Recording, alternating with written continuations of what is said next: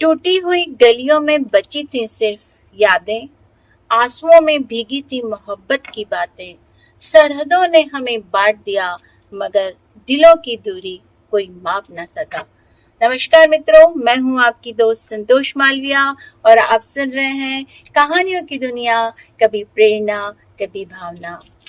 तो दोस्तों, चलिए आज हम चलते हैं 1947 के लाहौर की गलियों में, जहां हर घर में सपने थे और दिल में मोहब्बत, लेकिन सरहदों की आग ने सब बदल दिया। ये कहानी उन्हीं बिछड़ते रिश्तों की है, पंजाब की मिट्टी से जुड़ी एक सच्ची घटना, लाहौर की वो आखिरी चिट्ठी।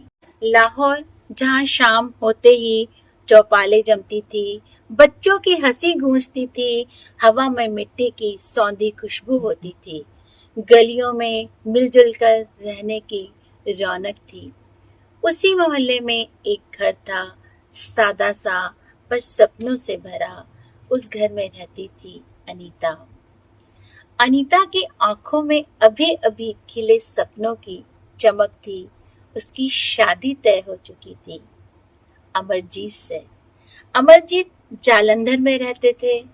दोनों ने अभी तक जीवन को बस चाहत की नजर से देखा था।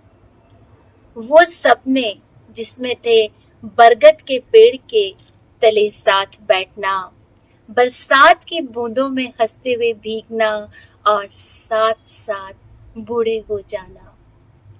लेकिन 1947 की आंधी ने सब बदल दिया। जहां कभी मेले लगते थे, वहां अब कत्लेआम होने लगा।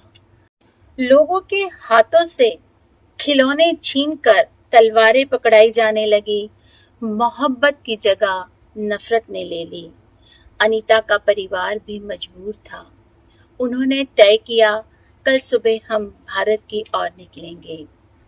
उस रात अनीता सो नहीं सकी।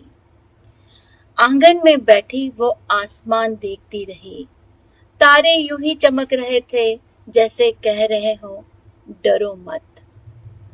लेकिन उसके दिल में सवालों का तूफान था। क्या हम सुरक्षित पहुंच पाएंगे?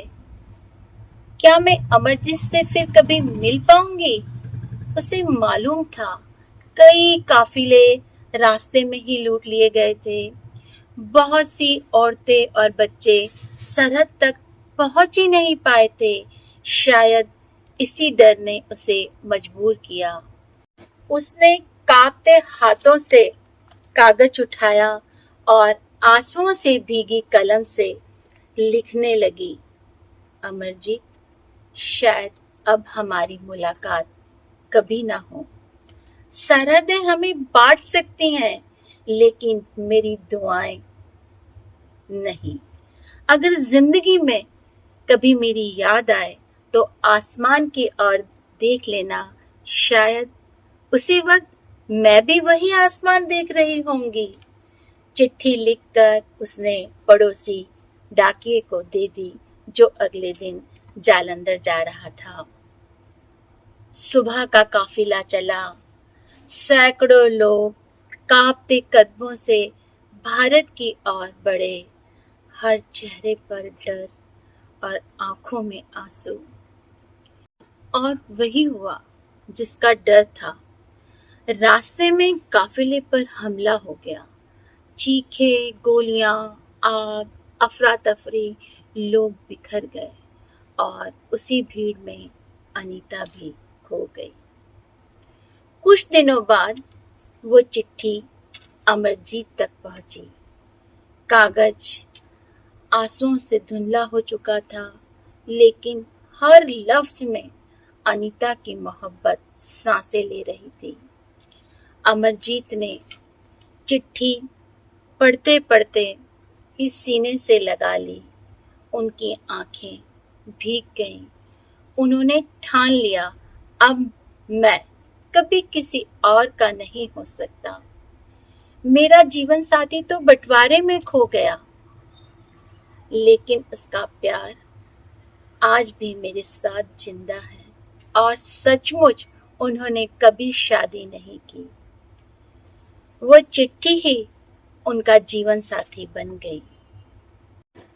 आज जब हम 1947 को सिर्फ किताबों में पढ़ते हैं तो हमें लगता है बंटवारा सिर्फ 2 देशों का हुआ था, लेकिन सच्चाई यह है वो इंसानियत का बंटवारा था, रिश्तों का बंटवारा था, प्यार और मोहब्बत का बंटवारा था। और अनीता की आखिरी चिट्ठी हमें यह सिखाती है, सरहदें कागज पर खिंच सकती हैं, लेकिन मोहब्बत और दुआओं की सरहदें कोई नहीं खींच सकता। तो दोस्तों, अगर ये कहानी आपके दिल को छू गई हो या आपकी रूह तक कोई सरसराहट पहुंची हो तो कृपया इसे लाइक करें, शेयर करें और चैनल को सब्सक्राइब करें। मैं फिर लौटूंगी कहानियों की दुनिया में, कभी प्रेरणा बनकर तो कभी भावना बनकर। धन्यवाद।